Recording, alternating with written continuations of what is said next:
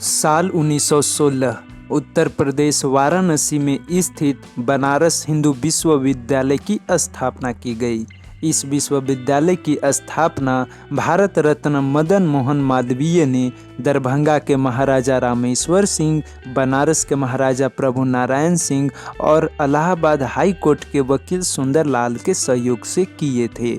30,000 से अधिक छात्रों और 18,000 आवासीय सुविधाओं के साथ बनारस हिंदू विश्वविद्यालय एशिया का सबसे बड़ा आवासीय विश्वविद्यालय बना। यह भारत का पहला ऐसा विश्वविद्यालय बना जो लोगों के सहयोग से स्थापित हुआ। Establishment struggle of BHU university. साल 1904 में मिंट हाउस बनारस में आयोजित एक बैठक के दौरान मदन मोहन मालवीय BHU को बनाने का अपना प्रस्ताव रखते हैं। माननीय मालवीय जी का कहना था कि यहाँ गरीबी में फंसे लाखों लोग इससे तभी छुटकारा पा सकते हैं जब विज्ञान का उपयोग उनके हित में किया जाएगा। विज्ञान का इतना अधिकतम प्रयोग तभी संभव है जब भारतीयों को वैज्ञानिक ज्ञान उनके ही देश में मिले। शिक्षा ही भारतीयों के लिए खुद को काबिल बनाने, अपनी सांस्कृतिक पहचान को मजबूत करने और भारत को भविष्य के नेता देने का एकमात्र तरीका है जो अपने देश की सेवा करेंगे। जुलाई 1905 में इसका प्रोस्पेक्टस तैयार किया जाता है और इस प्रोस्पेक्टस सूची पत्र को दिसंबर 1905 में कांग्रेस के 21वें सत्र के दौरान माननीय मालवीय जी द्वारा पब्लिकली टाउन हॉल बनारस में विश्वविद्यालय को बनाने का इरादा पेश किया जाता है। इन्होंने कई भारतीय शिक्षाविदों और राष्ट्रवादियों के साथ मिलकर अपने इरादे को जारी रखते हैं और साल 1911 को अपनी इस योजना को पब्लिश करवाते हैं, जिसके अंतर्गत वे कई बातों का जिक्र करते हैं, जैसे कि विश्वविद्यालय के लिए सरकारी मान्यता ली जाए या इसके कंट्रोल के बिना रन की जाए। इन्होंने शिक्षा के माध्यम पर भी विचार किए और शुरुआत इंग्लिश से करनी और धीरे धीरे हिंदी और अन्य भारतीय भाषाओं को जोड़ने का निर्णय लिए। इनकी योजना को खास बनाती थी इनकी आवासीय विश्वविद्यालय बनाने की सोच, क्योंकि उस समय भारत के दूसरे विश्वविद्यालय जैसे कि बॉम्बे, कलकत्ता, मद्रास, अहमदाबाद ये सभी सिर्फ एग्जाम कंडक्ट करवाती थी और छात्रों को डिग्री देने का काम करती थी।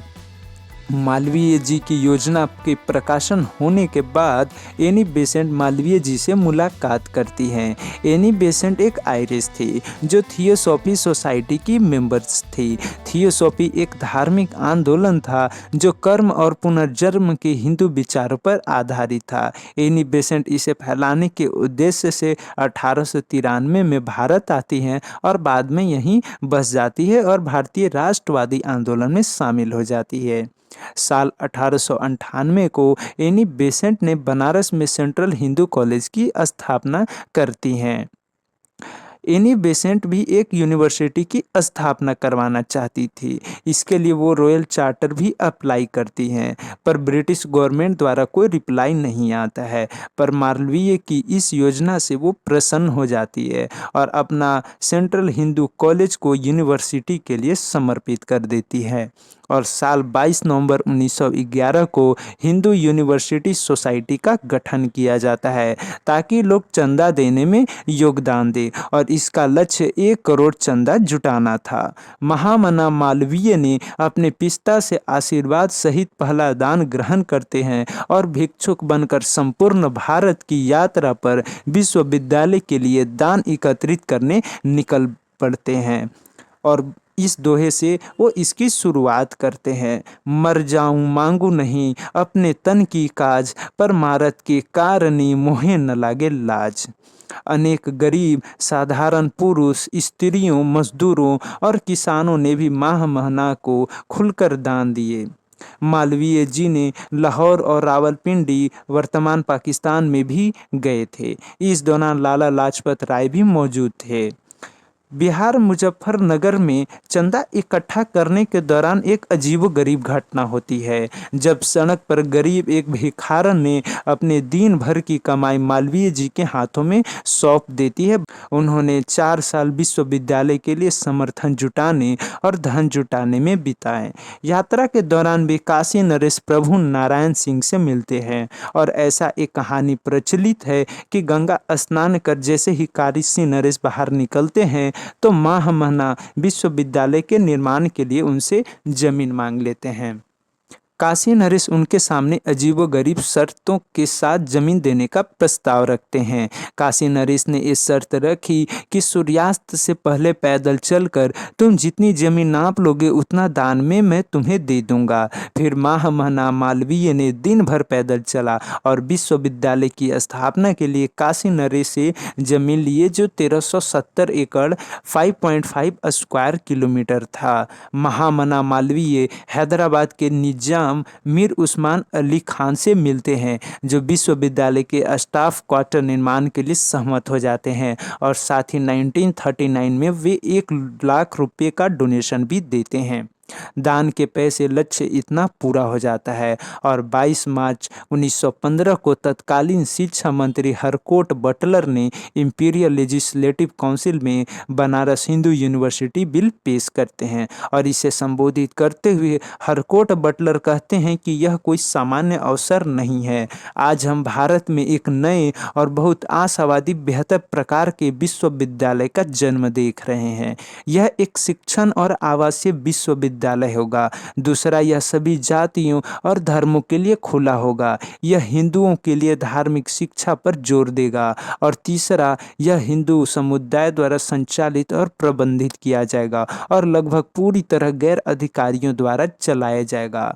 और 1 अक्टूबर 1915 को Banaras Hindu university bill pass हो जाता है और इसी दिन भारत के तत्कालीन वायसराय और गवर्नर जनरल इसे मंजूरी भी दे देते हैं और अंततः साल 1916 को इसकी स्थापना होती है और यह भारत का पहला ऐसा विश्वविद्यालय बनता है जो लोगों के प्रयासों से बना।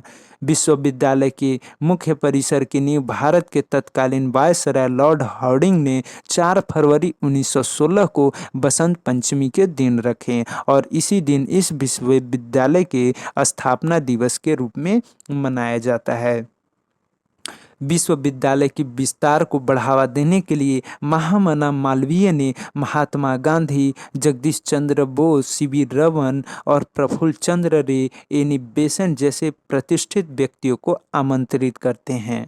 सुंदरलाल को पहला वाइस चांसलर बनाया जाता है और उसी महीने से विश्वविद्यालय में एकेडमिक सेशन शुरू किया जाता है, जिसमें शुरुआत की कक्षाएं सेंट्रल हिंदू स्कूल कमच्छा में कराई जाती थी। बहुत कम ही लोग जानते हैं कि बनारस हिंदू यूनिवर्सिटी का स्वतंत्रता आंदोलन के समय के कितने महत्वपूर्ण योगदान रहे थे।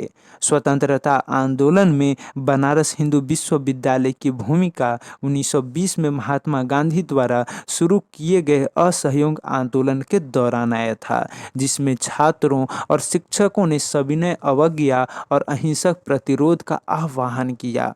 अंग्रेजों के विरोध उन्होंने ब्रिटिश वस्तुओं का बहिष्कार किया, सार्वजनिक सभाएं आयोजित की गई और उग्र भाषण दिए गए, जिससे लोगों के दिलों के अंदर क्रांति की चिंगारी भड़क उठी। वे समझते थे कि स्वतंत्रता का मार्ग न केवल राजनीतिक प्रतिरोध से होकर गुजरता है, बल्कि आर्थिक सशक्तिकरण से भी होकर गुजरता है। स्वदेश की भावना ने विश्वविद्यालय को जकड़ लिया और इसका प्रभाव जंगल की आग की तरफ फैल गया।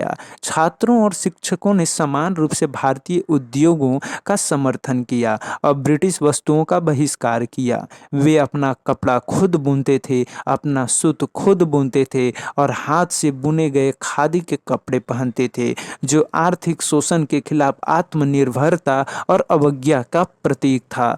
आज़ादी के नारे गलियारों में गूंज रहे थे। छात्र आंदोलन के सैनिक बन गए। उन्होंने क्रांतिकारी साहित्य का प्रसार किया, जागरूकता फैलाई और जनता को इस मुहिम में शामिल होने के लिए एकजुट किया। ब्रिटिश अधिकारियों ने अपने प्रभुत्व के लिए बीएचयू के संभावित खतरों को महसूस करते हुए असंतोष की बढ़ती भावना को दबाने का प्रयास किया। उन्होंने छात्रों की गतिविधियों पर प्रतिबंध लगा दिए, लेकिन उनके हर प्रयास व्यर्थ रहे। हर दमनकारी कार्रवाई के साथ आज़ादी की लौ और भी तेज होती गई और बीएचयू प्रतिरोध का केंद्र बना रहा। 1940 के दशक तक स्वतंत्रता आंदोलन में अपनी सक्रिय भागीदारी के कारण बीएचयू अंग्रेजों के लिए आंखों की किरकिरी बन गई थी। 1942 के भारत छोड़ो आंदोलन के दौरान बीएचयू के छात्रों ने सक्रिय भूमिका निभाई। वर्ल्ड वार टू बैकड्रॉप, प्रशांत महासागर और भारत में जापान की बढ़ती शक्ति के कारण लोगों में भय की भावना थी। इस विषय पर 500 से अधिक छात्रों और प्रोफेसरों ने विरोध किया और बाद में उन्हें गिरफ्तार कर लिया गया। इन घटनाओं को देखते हुए औपनिवेशिक अधिकारियों ने संस्थान को बंद करने और इसकी कुछ इमारतों को युद्ध अस्पताल में बदलने का निर्णय लिए। इससे मालवीय और अन्य संस्थापकों को बड़ी चिंता हुई। गवर्नर जनरल लॉर्ड लिनलिथगो के साथ एक तीखी बैठक के बाद इसे फिर से शक्ति प्रदान की गई। जैसे जैसे साल बीतते गए बीएचयू का प्रभाव बढ़ता गया, जो इसके परिसर से कहीं आगे तक पहुंच गया। स्वतंत्रता आंदोलन की भावना इसकी दीवारों के भीतर पली बढ़ी और देश के हर कोने में फैल गई, जिससे अनगिनत लोग इस संघर्ष में शामिल होने के लिए प्रेरित हुए। विश्वविद्यालय आशा और लचीलेपन का प्रतीक बन गया। उल्लेखनीय नेता और क्रांतिकारी बीएचयू से उभरे। बीएचयू की महान शख्सियतों में से एक स्वयं पंडित मदन मोहन मालवीय थे। यह एक दूरदर्शी नेता और एक सत्यनिष्ठा के प्रतीक। उन्होंने न केवल विश्वविद्यालय की नींव रखी, बल्कि भारत की स्वतंत्रता के लिए अथक प्रयास किए। मालवीय के भाषण और एकता के लिए जोशीला आह्वान उनके छात्रों के दिलों में गूंज उठा, जिससे उनके भीतर निस्वार्थ भाव से देश की सेवा करने की आग जल उठी। ज्ञान, दृढ़ विश्वास और बलिदान की भावना से परिपूर्ण बीएचयू के छात्र आगे चलकर परिवर्तन के नेता और उत्प्रेरक बने। जैसे जैसे समय बीतता गया, स्वतंत्रता संग्राम में बीएचयू के उल्लेखनीय योगदान की गूंज धीरे धीरे इतिहास की पृष्ठभूमि में फीकी पड़ गई, लेकिन इसकी अस्थायी विरासत पीढ़ियों को प्रेरित करती रही। यह एक अनुस्मारक के रूप में कार्य करता है कि शिक्षा जब राष्ट्रीय मूल्यों और उद्देश्य पर आधारित होती है, तो न केवल व्यक्तियों की बल्कि राष्ट्र की नीति को भी आकार देने की शक्ति रखती है। औपनिवेशिक अत्याचार के खिलाफ ज्ञान, एकता और प्रतिरोध की भावना के जीवंत प्रमाण के रूप में बीएचयू खड़ा है। जैसे ही पवित्र शहर वाराणसी में सूरज डूबता है, राष्ट्र के प्रति अपने अटूट समर्पण के साथ बीएचयू की भावना उपनिवेशवाद विरोधी इतिहास में अंकित हो जाती है, जो भविष्य के पीढ़ियों के भीतर प्रेरणा की लौ को हमेशा के लिए प्रज्वलित कर देती है। यह उनसे महानता के लिए निरंतर प्रयास करने और स्वतंत्रता, एकता और प्रगति के पोषित मूल्यों को बनाए रखने का आग्रह करती है।